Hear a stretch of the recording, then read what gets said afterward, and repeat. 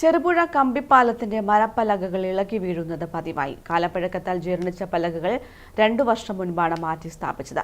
മരപ്പലകകൾ ഇളകി വീഴാൻ തുടങ്ങിയതോടെ പാലത്തിലൂടെ യാത്ര ചെയ്യുന്നവർ അപകടത്തിൽപ്പെടാനുള്ള സാധ്യതയേറി. ചെറുപുഴ ഈസ്റ്റ് എളേരി പഞ്ചായത്തുകളെ ബന്ധിപ്പിക്കുന്ന ചെറുപുഴ കമ്പിപ്പാലത്തിന് 60 വർഷത്തിലേറെ പഴക്കമുണ്ട്. പാലം ഇപ്പോൾ അപകടാവസ്ഥയിലാണ്. കമ്പിപ്പാലത്തിന്റെ മരപ്പലകകൾ ഇളകി വീഴുന്നത് പതിവായതോടെ യാത്രക്കാർ ജീവൻ പണയം വെച്ചാണ് ഇതുവഴി കടന്നുപോകുന്നത്. പാലം കെട്ടി ബലപ്പെടുത്തിയിരിക്കുന്ന ഇരുമ്പ് പടങ്ങളും തുരുമ്പെടുത്തു തുടങ്ങി. കഴിഞ്ഞ ദിവസം ചെറുപുഴയിലെ സ്വകാര്യ സ്ഥാപനത്തിലെ ജീവനക്കാരി തലനാരിഴക്കാണ് മരപ്പലകകൾ ഇളകിപ്പോയ പാലത്തിൽ നിന്നും രക്ഷപ്പെട്ടത്. തവളക്കുണ്ട് സ്വദേശിയായ സിന്ധുവാണ് കഴിഞ്ഞ ദിവസം പാലം കടക്കുമ്പോൾ മരപ്പലകകൾ ഇളകി അപകടത്തിൽപ്പെട്ടത്. ജോലി കഴിഞ്ഞു മടങ്ങുന്നതിനിടെയായിരുന്നു സംഭവം. പാലത്തിന്റെ കൈവരിയിലെ സ്റ്റീൽ കമ്പിയിൽ പിടുത്തം കിട്ടിയതുകൊണ്ട് മാത്രമാണ് രക്ഷപ്പെട്ടതെന്ന് സിന്ധു പറയുന്നു. രാത്രി ജോലി കഴിഞ്ഞ് പോകുമ്പോൾ രാത്രി നടന്നു പോകുമ്പോൾ വേറെ ആരും ഇല്ലായിരുന്നു, തനിയെ ഉണ്ടായിരുന്നുള്ളൂ.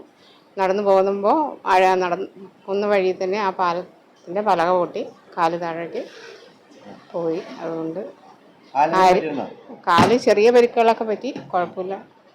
ഇനി ആരും കയറാതിരിക്കാൻ ശ്രദ്ധിക്കുക, ഒരു അപകടം ഉണ്ടാകാതെ. അതിന് വേണ്ടിയിട്ടാണ്.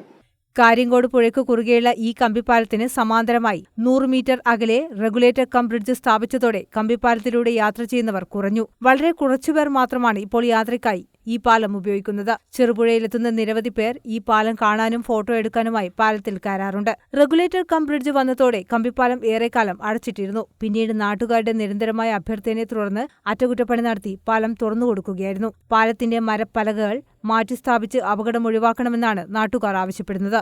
News bureau, Cherupuzha.